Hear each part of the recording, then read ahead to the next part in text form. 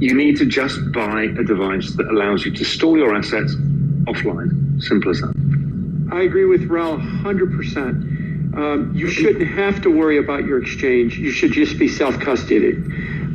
The problem with centralized exchanges is they come down to trust. And they come down to the trust of the confidence you have in the person running the exchange. And the dirty little secret about what happened here with FTX is the industry lost trust with him. They didn't trust him anymore. And it was largely about his motivations of what he was doing in Washington. And that's why, in my opinion, I tweeted this out today, when CZ started bad-mouthing him and said, I want to sell my FTX tokens, this is my opinion, I think he wanted to embarrass him. I think he wanted to embarrass him, tell him that people weren't happy with what he was doing. I don't think it was a nefarious plan. That's it. FTX is going to be out of business in 36 hours. And I think the reason they were out of business in 36 hours is there was a lot of people that didn't trust him. Given the opportunity and given an opening, they ran for the hills. And it turned out to be a lot worse than people thought. Sam Bankman-Fried was not just a donor. He was the number 2 donor this cycle. He's donated $40 million in the midterm cycle. He was the number 1 donor to the Oregon governor's race. He is a big player. He promised in May he would donate up to $1 billion to prevent Donald Trump from becoming president in 2024.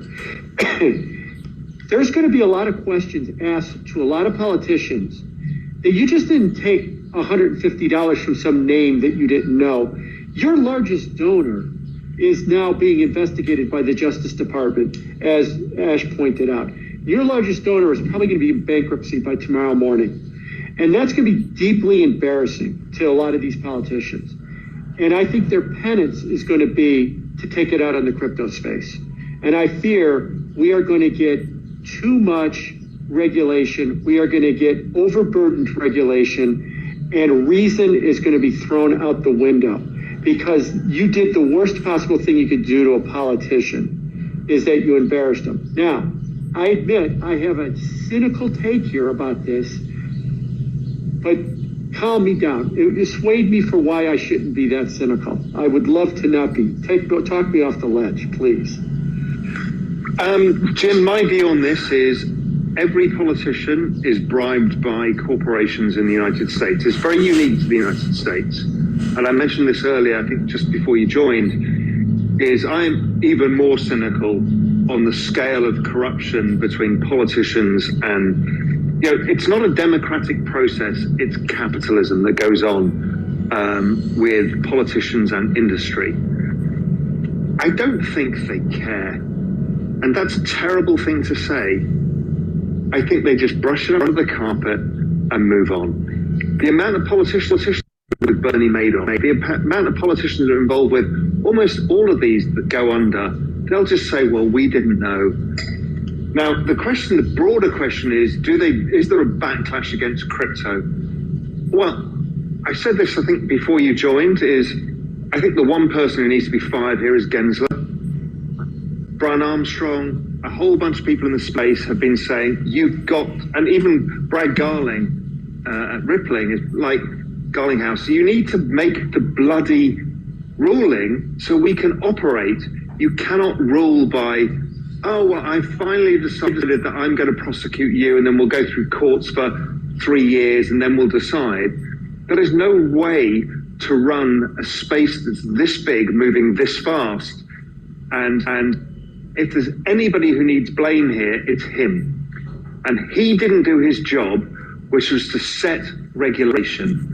And I think that if there's anything to come out, if there's a scapegoat to be had by both the Democrats and the Republicans, it should be asking for his resignation and saying, you were so busy trying to clamber up the slippery pole of office that you didn't do your basic job, which was everybody was asking you, the whole industry was asking you for regulation, and you just didn't do it.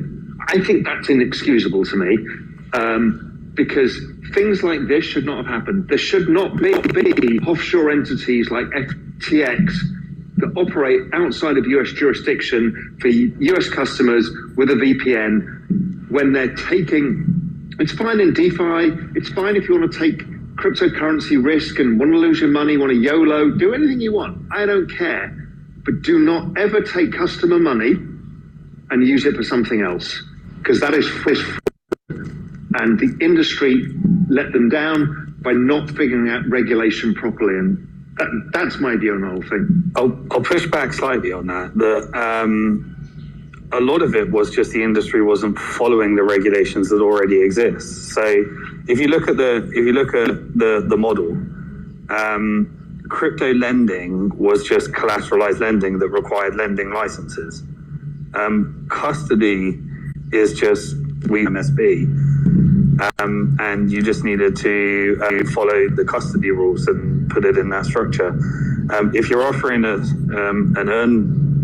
if someone's lending you money, you just needed to treat it as a security and give full disclosure and suitability. So all of those services that were being offered in these business models, there's already regulations, they just didn't follow them.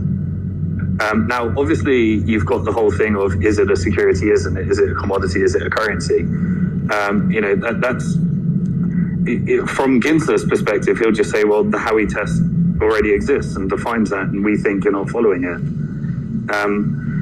So I do agree, like the rest of the world is doing virtual asset service provider regulations.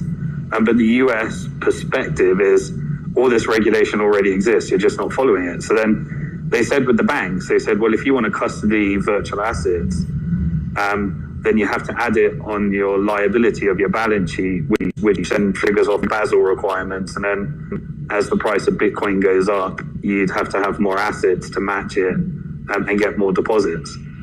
But all of these regulations exist. I think it was the accounting practices that failed. The accounting practices haven't matched the reality of the types of disclosures that are needed, because if they were mark to market or vast, or the other things you said correctly, then it would have been easier to read these balance sheets and understand insolvency. But then that's tricky as well, because the volatility in the price of the token can put you in a vastly different position. Yeah, but and we know this from junk bond markets, credit markets, all of these things. You need to apply the right set of risk guidance to the market, which has not been set. How do you mark to market Solana, which is a token that is pretty liquid, when you've got a concentrated ownership? They should have marked to market that down 50%, which is what it took when you liquidate the token. So I think it's not so much just the regulation is in terms of what you can do, what you can't do, but how you think about risk on balance sheet and all of the things that banks have been constrained by. Now, banks are probably over-constrained these days, and they were probably under-constrained before, so you need to find the right balance. But it just feels to me that the things that needed to be said here, how to regulate an exchange and what customers are deemed to do when they're using an offshore exchange, was not clear enough to people, so you allowed too easy a regulatory arbitrage. Regulatory arbitrage is always there, it will never go away. That's a feature of the world. But making it so simple and then not holding accountable international parties, I just think that's wrong. And I think there just needs to be more clarity about what that is. I hear you to say, yes, there is regulation in place in some respects and people just avoided it. But also, it's how it's enforced and how it's done, I think, was kind of wrong. Yeah. I know we have lots of other folks who want to ask questions. Jim, real quick, I know you're joining us late here. Anything else you wanted to say before we brought more folks up for questions? Maybe I'll throw this out. Have you guys talked at all about the counterparty risk that we're going to start to see now that FTX is probably going to go into bankruptcy? I mean, I'd be happy to discuss it, but I don't want to repeat things that have been already said.